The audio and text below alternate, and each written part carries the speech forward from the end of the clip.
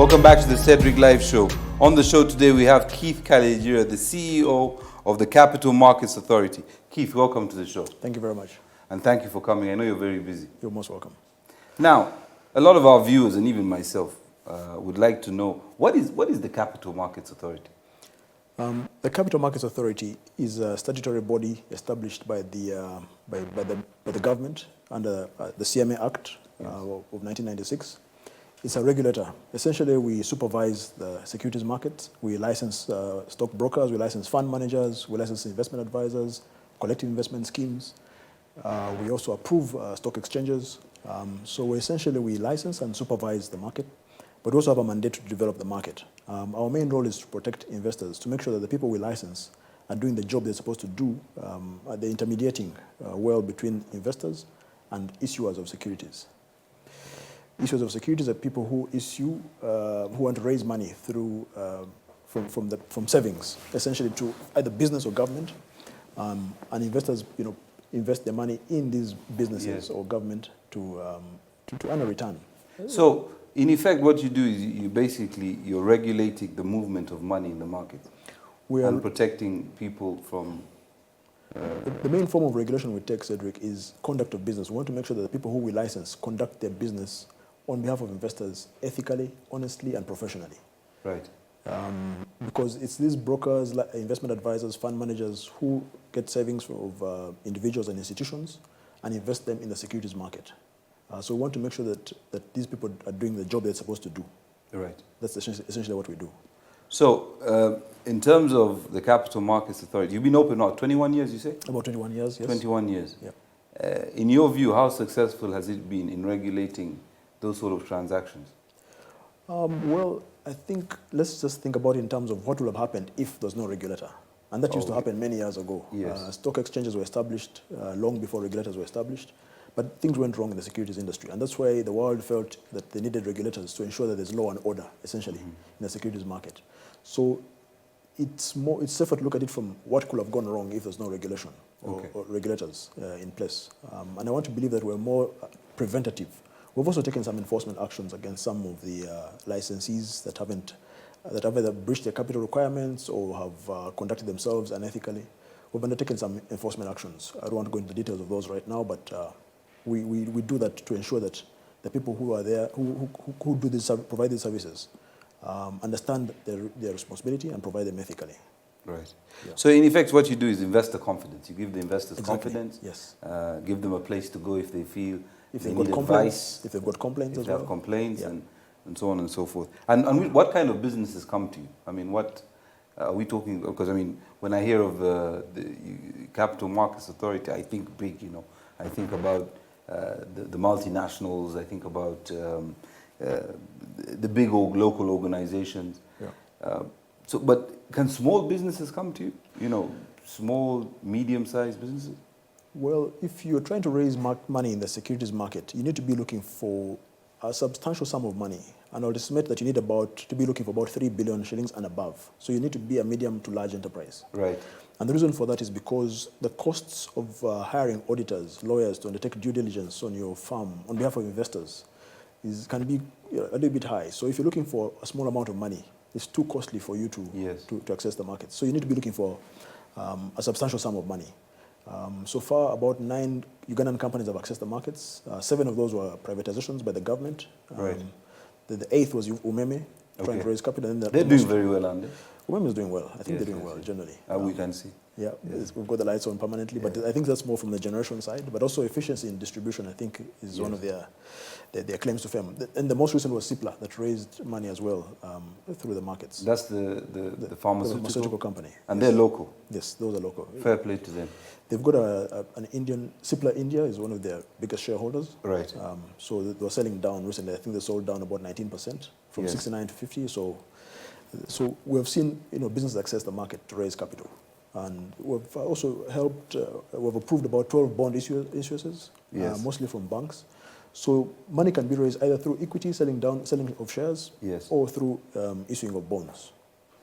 So how do we encourage more indigenous companies to, because I know there are a few who do have the liquidity and the volume of business to participate, because you say 7 of the 9 are Privatizations by government. by government. And the other 2 are local companies. Yes. So how can we encourage some of these big local companies to participate in? Because they basically set the trend for all of us who are maybe trying to follow and growing our businesses.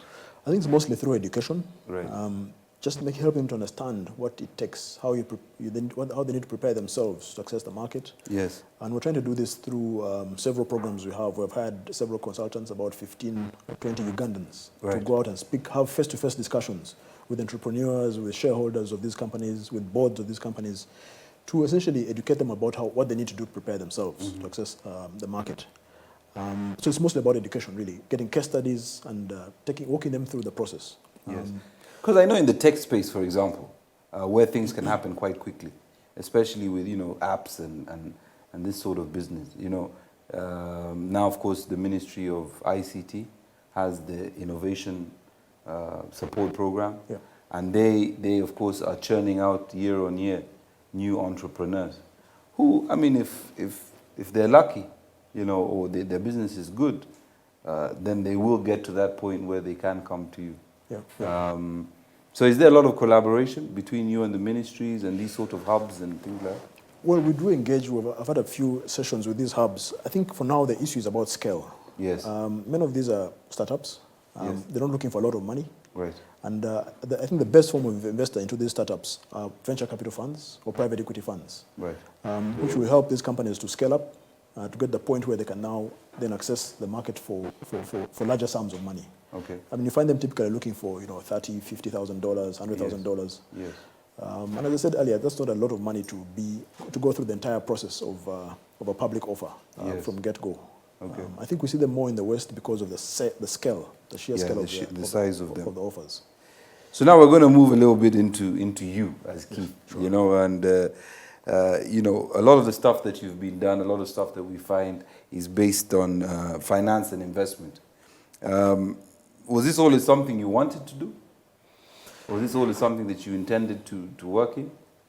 Yes, I did. I did BCom at Makerere University, BCom accounting. Yes. But towards the end of my course, I wanted to undertake a role where I'm responsible or I'm influential in sourcing and disbursement of capital. Right. Now that's the way I coined my vision in my young mind at that time. Yes. So I kept moving in that direction. I did work for Shell for about 10 years, and then I had the opportunity of working for the privatization unit. But while working for Shell, I did an MBA at the University of Cape Town, the Graduate School of Business. And that was a real eye-opener into the whole world of investment. And from that point on, I came to privatization unit and helped reform pension funds, establish investment committees. That was really my introduction to the practical world of investment, and hence my interest. But I first invested in the stock market in South Africa in 2001. I bought a few gold shares and tech shares. No, I sold them. But that was my first, real interest in how the capital markets can help, finance an economy. Yes. And so, fortunately, the opportunity came in 2013 for me to join the Capital Markets Authority, 2014. Yes. And I think that will remain my pursuit, my vision for the rest of my life, to help support companies to source money, but also to ensure that there's justice in that process. But also believe that private enterprise is the future of most economies. Yes. And I think that's in line with the government's vision of private sector-led economic development. So in my next life, I want to be in a role where I can help small businesses access capital and help them to prepare to access capital. Yes, I know. I mean, I've seen recently, the last couple of years, the Stanbic has a business incubator that they've been running. Yes. Which is basically to help entrepreneurs at early stages prepare for, prepare to grow their businesses. Because they say that 90% of businesses in East Africa don't have business plans. Yeah, that's very true. That's very possible. Most of them don't live beyond their third birthday. And I think that's the education you're talking about. Sure. It's not easy being an entrepreneur in many developing countries. Yes. So hats off for those who have succeeded. Yes. But I think many of those business people need to be nurtured, need to be advised, and need to know what to think about. They need to think about the exit. 7, 8 years from the time they start a business. They need to have that clear in their sights And they need to think about exiting through either the capital markets, the stock exchanges, or to private equity. So with that vision in mind, it will help them to make sure that they're building a firm foundation in terms of record keeping, in terms of governance. I know that sometimes I think governance comes at a high cost, but there's governance light, governance heavy, but the point is to be organized in the course of doing their business, keeping proper records and having a good understanding of the entire value chain of the business that they're doing in a way that can be audited. That gives confidence, because before an investor invests in a business, all they have is the information, the record, the information that the business keeps. So it's important that that information is kept well and presented well for them to be attracted into investing into the business. So, where did you go to school? I heard Cape Town, University of Cape Town, Makerere. University. Before that, St. Mary's College, Kisubi. It's a wonderful school. 2 years, yes, fantastic school. Yes. I went to King's College, Budo as well. So you went to Budo? Yes. Why would you do that? For O-level. Anyway, sorry, I'm not supposed to. Yeah, so I've had the opportunity of going to reasonably good schools. Yeah. Now, they say that while you're at university, you were a squash player. Yes. Yes, Mitchell Hall. Mitchell Hall, as a squash captain at one point. Yes. Yeah. So, did you still play? Occasionally. I'm a guest player. Many of the times I show up once every 2 weeks, or once a week, once every 3 weeks sometimes. One of my team asked is, did you ever consider playing squash professionally? Ooh, no, I didn't. Frankly, I didn't. That was more out of for leisure and just keeping fit. It's a good exercise. Very vigorous sport. 35 means you have a full body workout. Now, so let's talk about your work specifically with the CMA. You've been CEO for about 6 years. Yes. And is the Capital Markets Authority something that is done in other countries as well? Do they have their own similar, like in Kenya, Uganda, they do? Yep, they go under different variations of names. In Kenya it's called the Capital Markets Authority, Saudi Arabia, SAM, Capital Markets Authority. In many countries it's called the Securities and Exchange Commission. In South Africa? In many other countries, Sri Lanka, Philippines, Malaysia.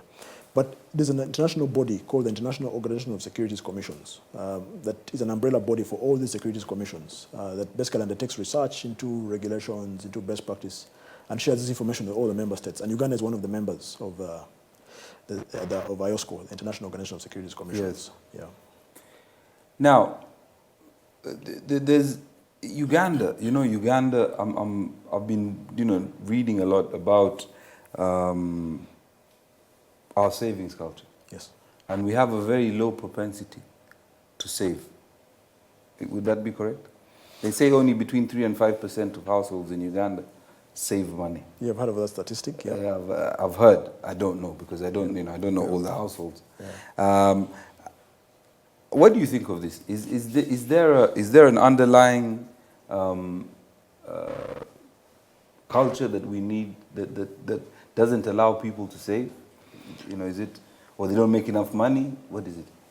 First of all, that 3 to 5% seems a bit low because there are two types of savings. There's voluntary savings and involuntary savings. Yes. Now, NSSF forces us all to save. Of course. And NSSF savings are quite large relative to the size of the economy. I know the economy has recently rebased from 110 trillion to 128 trillion GDP. But NSSF is now at 13 trillion. So that's significant. That's already slightly less than 10%. All right. So it's not as low as 3 to 5%. So let me correct you. It's about 10%. Yes. Okay. But going back to the issue of the culture of saving, I think most people tend to save in hard assets. Livestock. Most Ugandans have cows, 1 or 2 cows or more. Real estate, land, because we still have faith in the land title. Despite the fact that only 20% of Ugandan land is titled. I think the World Bank is trying to increase that proportion through some project that they're undertaking. Yes. So we're really trying to increase the awareness of investing through financial assets as opposed to investing in hard assets. That takes time.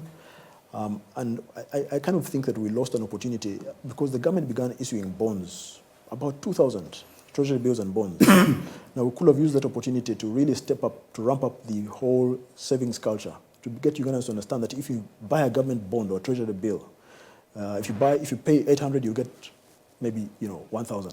If you pay 900, you get 1,000. If you pay 900,000, you get $1 million. And I still think there's an opportunity for us to make people aware of what it takes to invest in financial assets like government securities, because the governments will always borrow. And Tell me a bit more about this. I mean, in terms of the average, let's say over the last 5 years, yeah. what's been the return on investment on treasury bills and maybe bonds, on average? After tax, it's hovered between 8-9% and 12-13% per annum. That's not bad. It's not a bad return at all. It's better than real estate. It's better than some real estate, yes. Yes. And it's secure. Yes. It's backed by the full faith and credit of the government of Uganda. So it's Yes. secure. Governments never default on their debts, well, except countries like Argentina. Greece almost defaulted, but they didn't quite default. Yes. So it's very rare for the government to default because it sends a very wrong signal internationally and domestically. So essentially, government bonds are very secure. And it's one of the safest places to invest. Because 32, you know, anywhere between 10 and 13% is not bad Yeah. on anything. Sure. I think NSSF, a couple of years ago, they went all the way up to 15 or something. I think the highest they've offered is about 14%. Yeah, 14%. Which was a very good return. I know that usually the interest rates tend to go up every 5 years, every 4 to 5 years, for various reasons. Yes. So I think that was the time when they invested in high-yielding bonds. But you know, Ugandans could also invest through collective investment schemes. Now, when we come back from the break, we'll talk a little bit more about the collective investment scheme. I was actually going to be my next question. Oh, okay.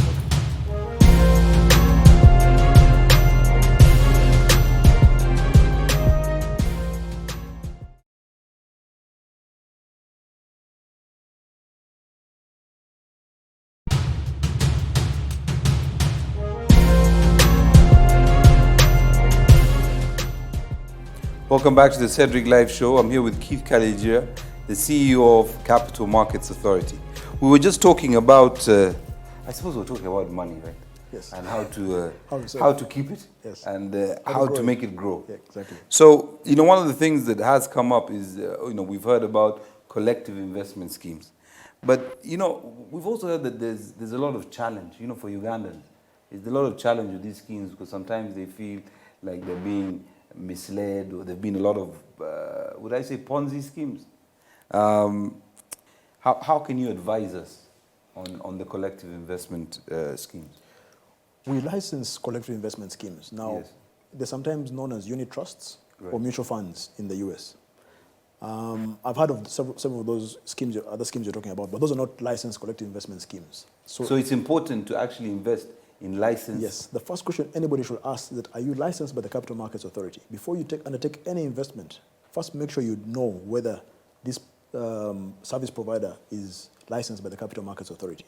Yes. If the answer is no, please, you know, flee for the hills as far as possible. Don't get attracted or tempted by the high returns that are being offered. Right. Because normally those very high returns that sound too good to be true are usually too good to be true. Yes. So people need to be very careful and ask that question, are you licensed? And that license should be hung up on the walls of the offices. And that they can cross-check it Yes, with the yes. Capital Markets Yeah. Authority. Now, right now we license about 5 collective investment scheme service providers: Zeno, Stanlib, ICEA, Britam, and UAP.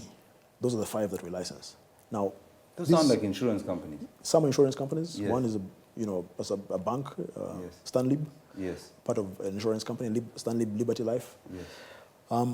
The important thing is that they are managed by professional managers who make the decision about whether to invest in equities, those are the shares on the stock exchange, or bonds. And they know when to invest in those instruments. They know when the yields on equities are going to start rising, when interest rates are going down, and vice versa. Yes. You pay a small fee, ranges from 1% to 2% for this professional service that you get from these service providers. But your money is safe, and you can draw this money out anytime. Though, of course, we encourage people to save for the long term. Yes. They can set aside 500,000 shillings, 200,000 shillings, 100,000 shillings, 50,000 shillings every month for 10, 20 years. And that's the best way of seeing their savings grow. These normally have capital requirements that we check every month. We make sure that they're not breaching their capital requirements. So they're secure. These collective investment schemes are licensed by us, and that's the only area where people should really think about investing. So you have a website where we can actually find this stuff? Those who are licensed, on yes. those that are licensed? Yeah. So there's no... Now, tell me, this I keep hearing about SACCOs, this SACCOs. Yeah. Now, in terms of the Capital Markets Authority, how do you... When people, because there's so many. Yes. We even there are see... thousands. There are thousands of SACCOs. Thousands, especially in the communities, different communities. Yeah. different organizations have their own SACCOs. Now, SACCOs are regulated by another regulatory agency that has just been established. Right. But SACCOs are essentially saving schemes where members are able to deposit money and borrow from the SACCO at low interest rates. So they're Correct. primarily set up to help members borrow at low interest rates that are much lower than the bank lending rates. So they've got their own function as far as that is concerned. Right. It's a good thing. I know that they're essentially cooperative saving schemes. And yeah, those are the additional pools of capital that need to be invested. SACCOs can also invest in collective investment schemes. Correct. So collective investment schemes are really what we're promoting. When I joined in 2014, there's about 2 billion shillings under management by collective investment schemes. Now it's about 175 billion. Now, it was 2 billion, now it's 175 billion. Yeah. We want to see that figure grow to a trillion, 2 trillion Right. over the next 3 to 5 years. But I'm sure that's a process of education. Yes, and the people who are doing that, we're helping the fund managers. That, we're trying to give them a platform to increase their public outreach. It's costly to do public education, but there's no way out. People need to be aware. So we want to support them in this exercise of increasing the publicity around collective investment schemes. Yeah, I think it's important because a lot of people, like, now you said, I've learned something today in terms of those who are licensed versus SACCOs, and how SACCOs can invest in the collective investment schemes. So, I mean, I can see how, education and awareness is good for people, but yeah. I mean, in some countries, these schemes are about 40% of GDP. Countries like Morocco, they're really, really big. Are you talking about the collective investment schemes? Yeah. And Namibia, same. It's about 35% of GDP. What is it here? At the size of right now, I mean, 175 billion is a fraction, a small fraction of GDP. So that's why I think they have a lot of potential to grow. And I think if people start to understand better, rather than put their money under a pillow or buy, because traditionally we invest in land. Yes. You'll hear people talking about square miles of land, trees, or they invest in, as you said, livestock, agriculture. Somebody will grow something. Not necessarily. It's more for posterity than anything else because the business doesn't actually make sense. But now, of course, farming is becoming a bit more interesting because people are beginning to understand that if you have a farm, it can actually generate income that can support you. And of course, real estate. Sure. One person puts up a block of apartments, then there's a big wave of apartments. So I think it's a good thing, for us to understand how the collective investment schemes work. Yeah, I mean, don't get me wrong. I don't think that investing in real estate is a bad thing. Yes. It's got its advantages. It's a good hedge against inflation. It's a good steady source of value. There's normally capital appreciation of the properties, but it's also good for people who have some savings to have alternatives and not just keep all their money in real estate or in a current account, being just attracting charges. So that's really why we're pushing for that. The CIS. I think you've got to be clever about how much it costs you to get involved in real estate. I was involved for a while. And, it depends on how you buy, how you build, where you are, location, all these sort of things. Now, in Uganda, we just go back a little bit. There are a lot of startups. As someone who has vast experience, and, you said that when you were in school, you wanted to be a person who managed funds. Yes. What advice do you give to somebody with a start? Because that's the biggest challenge here, or one of the biggest challenges. There are a lot of young people, great ideas, coming out of the block, but then they get stuck, because they don't know how to access finance. And of course, if you walk into a bank, the first thing they say to you is, your loan has to be securitized, and that's just, crazy. Then, of course, which many young people don't know, is the interest rates are quite high. So if you make any mistake along the way, or there is a lull in your business, the interest rate will suffocate you, and you lose the business anyway. So what would be your advice to someone who's been in the business of money? What would be your advice to these startups, young people? By the way, maybe not young people, because some people start up a bit later in life after their maybe traditional careers, and they go into business. There's something called a financing escalator, where initially you raise money from friends and family. Then you go out and start raising money from people who may not know you that well, but who believe in your vision. Sometimes that's through a private placement. where you offer shares in your company to a few individuals, maybe 10, 15, 20 people who believe in your vision. Business angels. Yes, and as time goes on, you should be able to attract, private equity. Bank financing comes in along the way. Yes, I understand that is normally has to be secured, which is normally a challenge. But that is why we're literally preaching the gospel of market-based financing, trying to get businesses to prepare themselves for non-bank financing, which does not necessarily require collateral. And private equity is one good source because they're able to offer financing in smaller sizes than a public market, a public listing requires.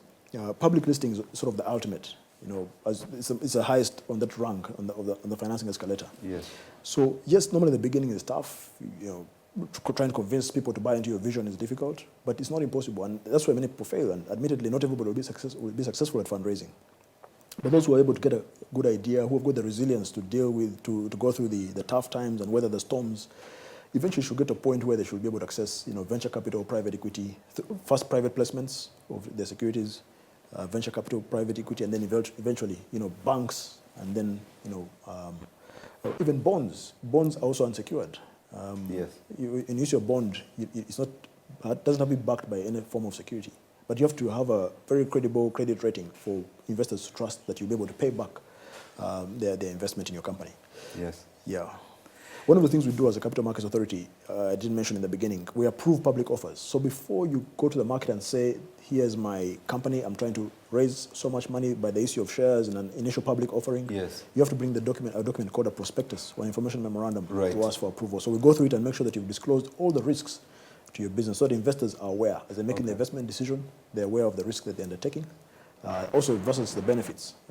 Before we then allow you to go on a fundraising drive using the prospectus to target both institutional investors and individual investors, and also the collective investment schemes. Yes.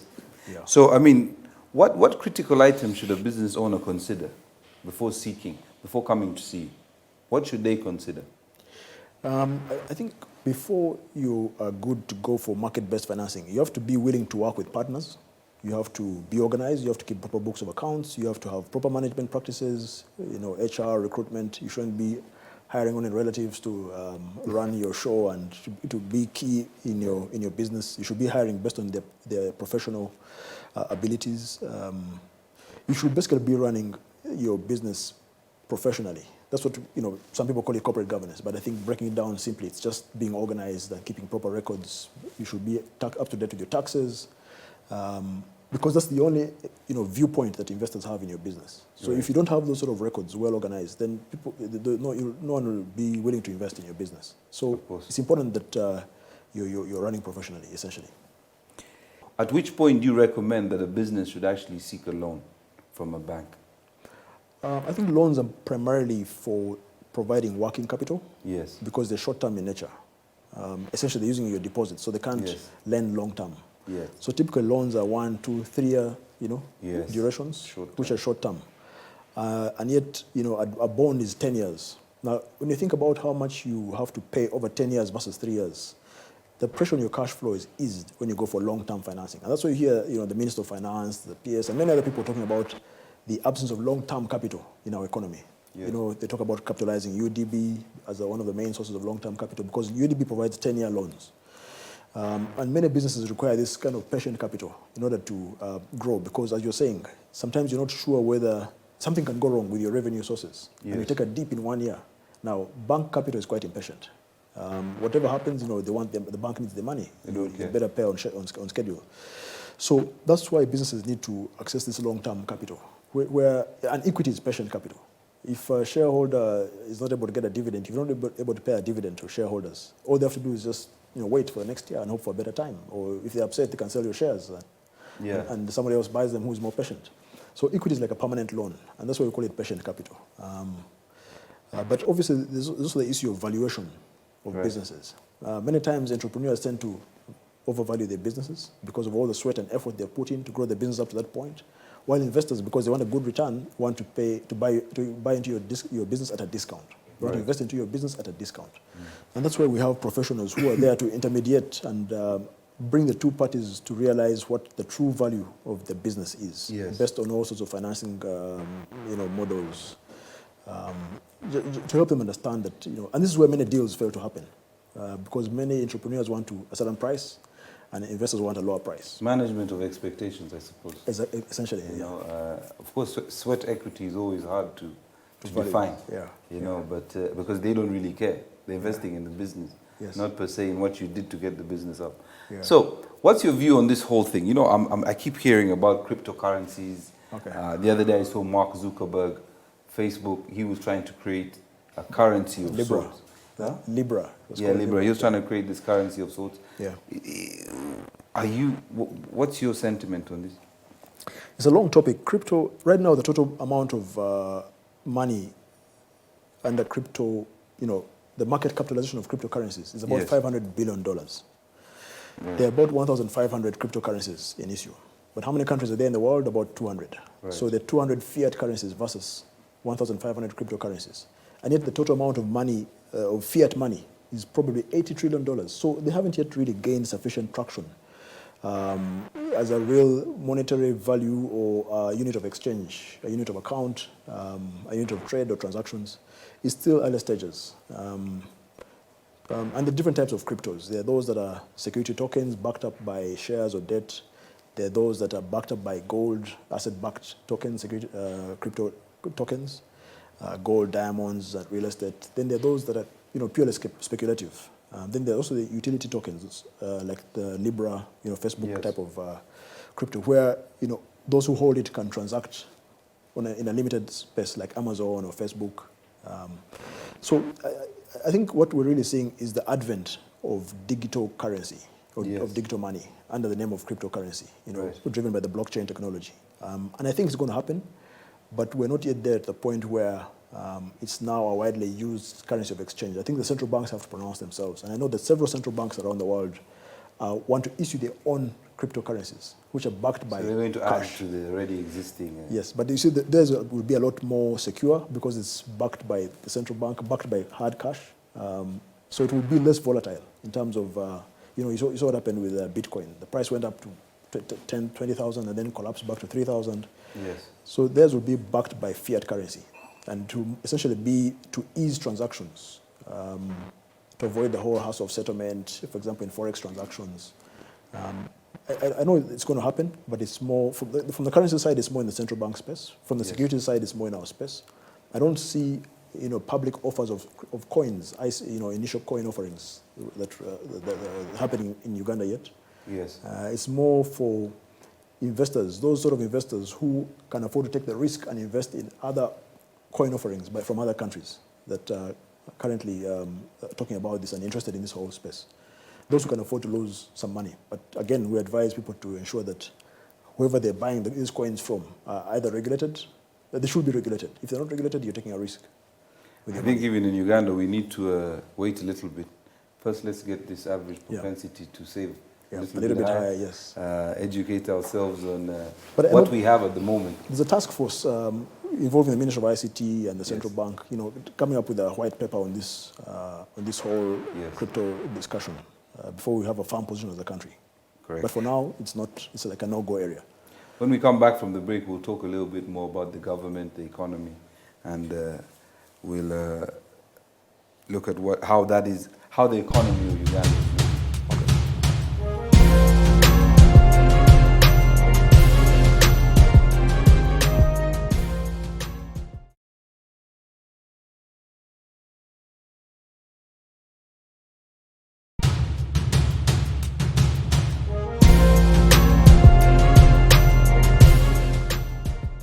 Welcome back to the Cedric Live Show. I'm here with Keith Kalyegira, the CEO of the Capital Markets Authority. Keith, we were talking about cryptocurrency, and as we were in the break, I thought about the underlying technology. I guess cryptocurrency is a product of that underlying infrastructure. That's the blockchain technology, and blockchain has multiple uses, including development of cryptocurrencies. Blockchain can be used as a store for for land titles, for Yes. a land registry. It can be used. I understand it can also be used as a good voter registry. Yes. And many other uses for international trade. Yes. Apparently, it's also meant to replace contracts in international trade at some point. Yes. Essentially, having a permanent record of some of these contracts as opposed to keeping hard copies. So the underlying technology is blockchain. Yes. And I know there's a Blockchain Association of Uganda that's really helping to popularize the whole discussion of blockchain and cryptocurrency. Yeah, because I think we had one of the first blockchain conferences in Uganda. Yes, in Africa, in Uganda. Yes, yes. Headed up by Kwame Yes. Rugunda. Yes. So it seems like it's taking shape. Yeah, I mean, the crypto discussion has gone through several phases, from the speculative phase to the point where we've seen central banks coming into to think about issuing cryptocurrencies themselves. Yes. I mean, there was a time when there were a lot of offers. The average size of offers 2014-15 was about $9 million, $30 million every year. Yes. But I think 2017 it went up to about $7 trillion. That year, there were about $7 billion worth of cryptos offered globally. So, but that's come down a little bit. Yes. There have been few, crypto offers have kind of dried up, globally. So it's going through several phases where the world is starting to think about the regulatory risks, anti-money laundering issues. Even the auditors are wondering how to audit, cryptos. Few auditors are trained in the whole process of auditing a cryptocurrency. Can you open a bank account, for example, with crypto? When you think about all the KYC requirements, what exactly are you talking about when you say you want to open up a bank account? Banks are also a little bit shy about, for that reason. So this discussion is going on on how best to ensure that cryptos are well supported by the right governance structures. They're auditable and audited. And as I think we're going through a phase where once all these questions are answered, then we might see an increase in the whole advent of cryptos globally. And Kwame and his team need to keep educating us. I'm sure they are. And I see they're doing all the conferences and Yes. hosting them here. So Yeah. good luck to them, and I hope that they can convince us a bit more, Yep. especially for future generations. I think we kind of missed the bus. Yeah. From a CMA perspective, we've not yet defined a crypto as a security. Now, once we do in our law, then that is when we shall now, start to regulate them and come up with the process under which they should be regulated, or the service providers will be regulated. Yes. But I can anticipate the form of regulation we shall take is essentially knowing who these people are, Right. and how they intend to protect the investors in case things go wrong. Correct. That's the first line of regulation I can think of that will come up from the CMA. Now, Uganda, interestingly enough, I saw some stats. It must have been the New Vision that our GDP it's growing quite quick relative to, not relative to, according to reports. There's a lot of complaints about Uganda, but despite that, our GDP is growing. Yes. What's your view on your personal view on the economy of Uganda? Do you think it's heading in the right direction?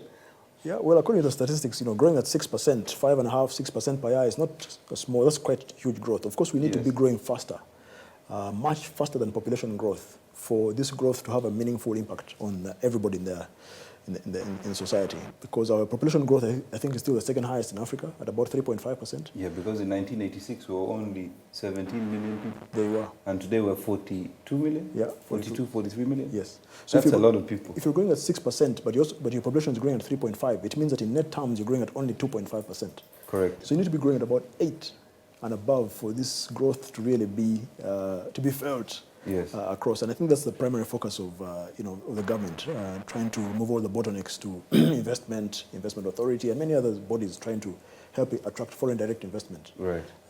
To spur growth, to encourage, to create jobs, because growth has to be followed by jobs, and I think the biggest concern right now is job creation. Yes. To get more people employed formally and meaningfully and gainfully employed. So. Growth is good. You remember in economics, A level, where growth equals investments plus exports minus imports plus consumption plus government expenditure. Man, how can you remember this, man? At 6? I think right now the growth is being driven mostly by the G, the government expenditure side. Yes. But it needs to be followed by investment, increased investment, and also increased consumption.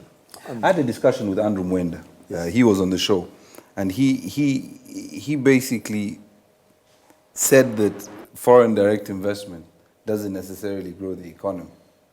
Simply because foreign direct investment is only a very small portion of the cycle, the manufacturing cycle.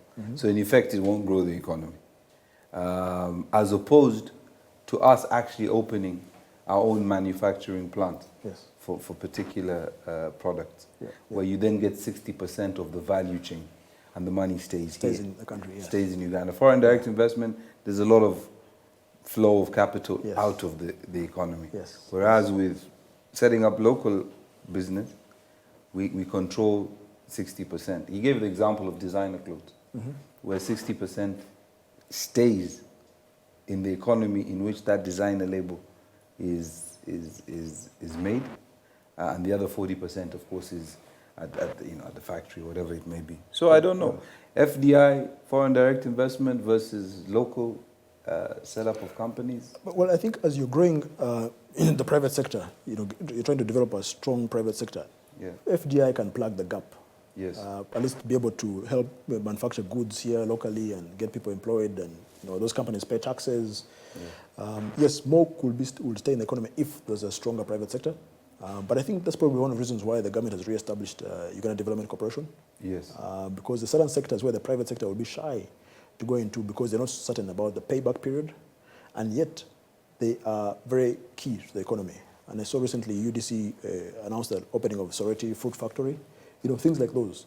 There are certain sectors where the government needs to lead through a government enterprise. Right. And once it becomes commercially viable, then they have the choice of offloading it to the private sector through the capital markets, Yes. or retaining it and it remaining the government's business arm. Yes.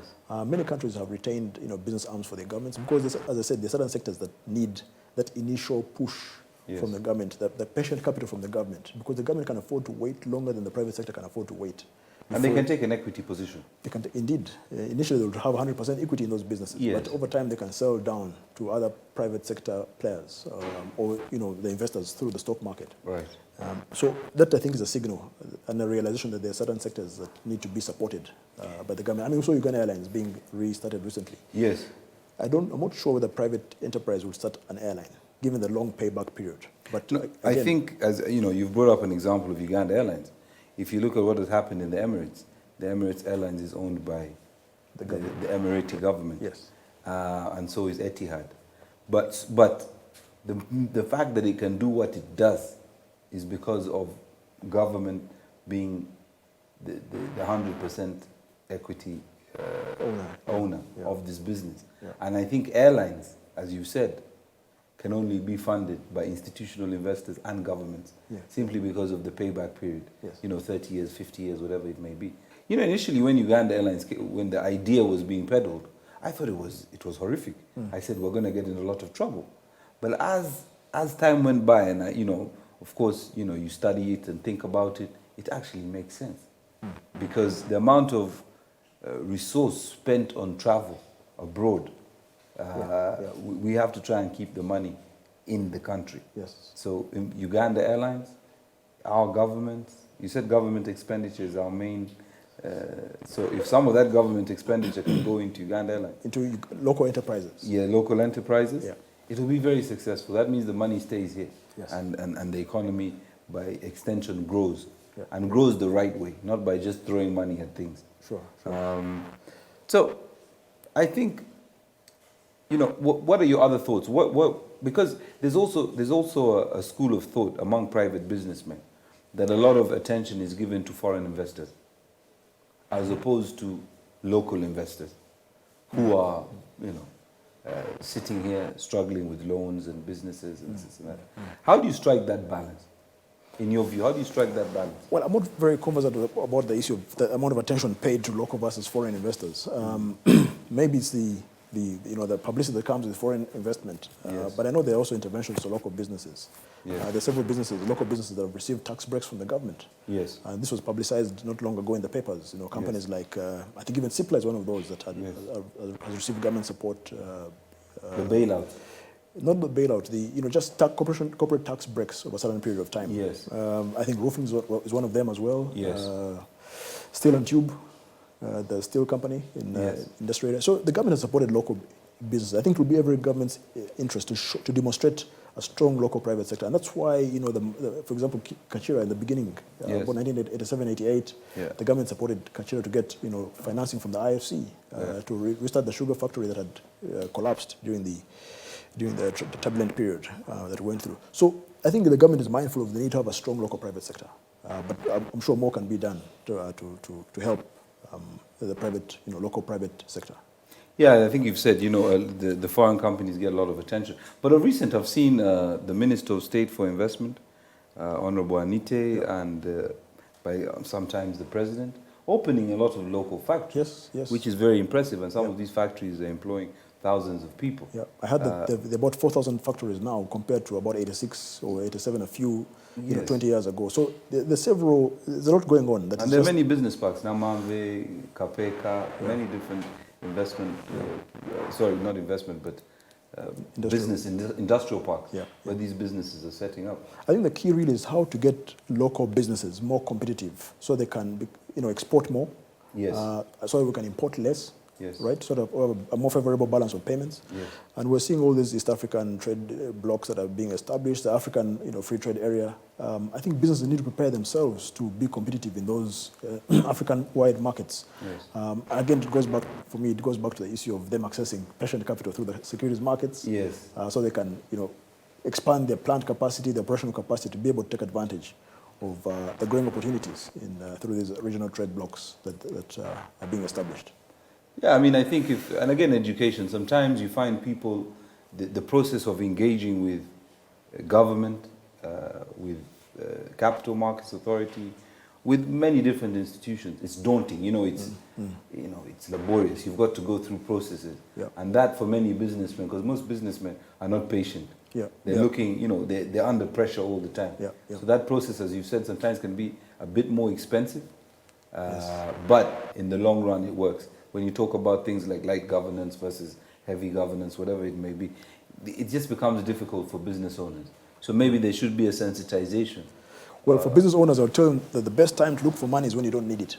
Yes. Because I think when you really need the money, it probably shows on your face Yes. as you go knocking on from, you know, You're door sweating. to door. It probably, you know, so you need to prepare the capital raising process much earlier and have a good, you know, finance manager or accountant who's running with this process.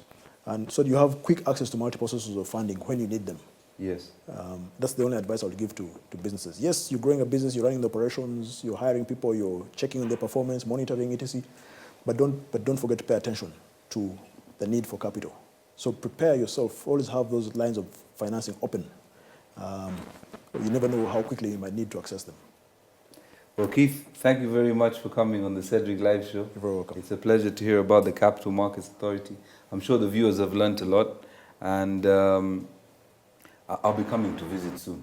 You're very welcome. With one of my businesses soon, and hopefully, you know, we can raise some money together and build this private sector. Yeah, sure. Thanks once again for coming on the show. Cheers.